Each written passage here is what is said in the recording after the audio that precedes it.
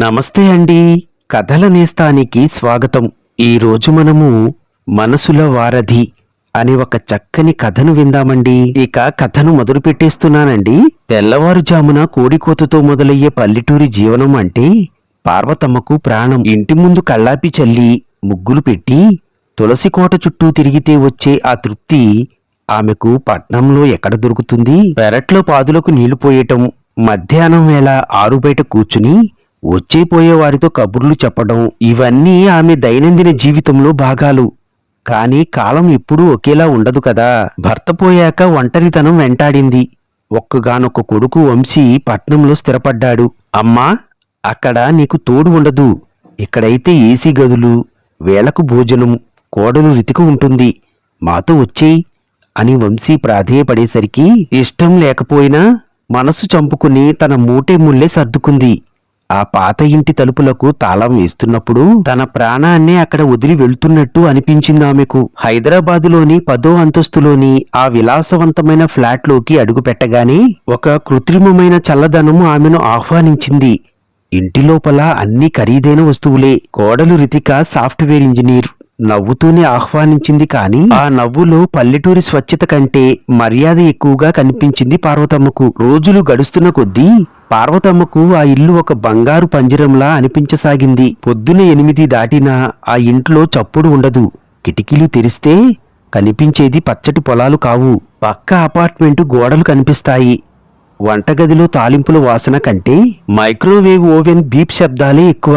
అత్తయ్య గారు, ఇది ఓట్స్ మిల్క్, ఇది హెల్త్ డ్రింకు అంటూ రీతిక ఇచ్చే గ్లాసుల్లో ఆమెకు ఎప్పుడూ రుచి దొరికేది కాదు. పక్క ఫ్లాట్లో ఉండేవారు ఎవరో కూడా తెలియదు. అందరూ లిఫ్టులో కలిసినప్పుడు ఫోన్లలో తలలు దూర్చుకుని ఉంటారు తప్ప ఒక పలకరింపు ఉండదు. ఒక రోజున పార్వతమ్మ ఖాళీగా ఉండలేక వంటింట్లోకి వెళ్లి తనకిష్టమైన నిమ్మకాయ పచ్చడి పెట్టాలని నిమ్మకాయలు కోయడం మొదలుపెట్టింది. నిమ్మరసం వాసన ఇల్లంతా వ్యాపిస్తుంటే ఆమె ముఖంలో ఒక వెలుగు కనిపించింది.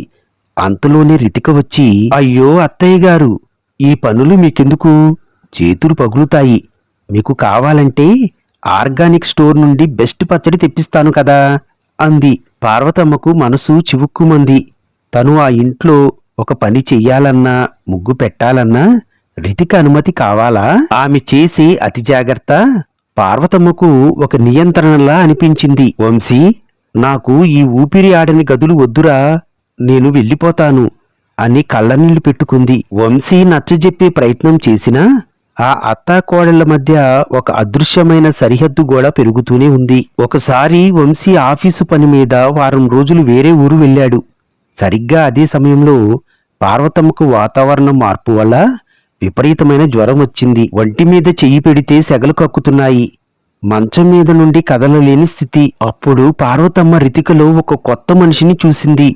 రితిక తన ఆఫీసుకి సెలవు పెట్టింది. తెల్లవార్లు అత్తగారి మంచం పక్కనే కూర్చుని చన్నీళ్ల పట్టీలు వేస్తూ, ప్రతి గంటకు మందులు వేస్తూ కంటికి రెప్పలా కాపాడింది. పార్వతమ్మకు నోటికి హితవుగా ఉండాలని తానే స్వయంగా వంట చేసి గోరుముద్దలు తినిపించింది.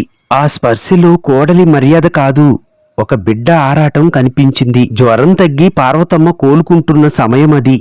ఒకరోజు సాయంత్రం రితిక తన తల్లితో ఫోన్లో మాట్లాడుతుండగా పార్వతమ్మ అనుకోకుండా విన్న ఆ మాటలు ఆమె మనసును మార్చేశాయి. అవునమ్మా, అత్తయ్య గారు వచ్చిన కొత్తలో నాకు కొంచెం కష్టంగా అనిపించింది నిజమే. కానీ ఆవిడ వచ్చాకే మా ఇంట్లోకి ప్రాణం వచ్చినట్లు అనిపించింది. లేకపోతే ఉదయం ఆఫీసు, రాత్రి నిద్ర. మా ఇల్లు ఒక హోటల్లా ఉండేది. ఆవిడ చెప్పే కథలు, ఆ చిన్న చిన్న సంప్రదాయాలు వింటుంటే నాకు అమ్మమ్మ గుర్తొస్తోంది. అత్తయ్య గారు వెళ్ళిపోతానని అంటుంటే నాకేదో కోల్పోతున్నట్టు అనిపిస్తోంది. ఆవిడను ఎలా ఆపాలో అర్థం కావటం లేదు. రితిక గొంతులోని వణుకు ఆమెలో ఉన్న అసలైన ప్రేమను పార్వతమ్మకు అర్థమయ్యేలా చేశాయి. మరుసటి రోజు వంశీ తిరిగి వచ్చాడు. తల్లి ముఖం చూసి, అమ్మా, నీకు ఇక్కడ నచ్చటం లేదు కదా, ఇవాళే ఊరికి టికెట్ బుక్ చేస్తున్నాను అన్నాడు. పార్వతమ్మ చిరునవ్వుతో రితికను దగ్గరకు తీసుకుంది.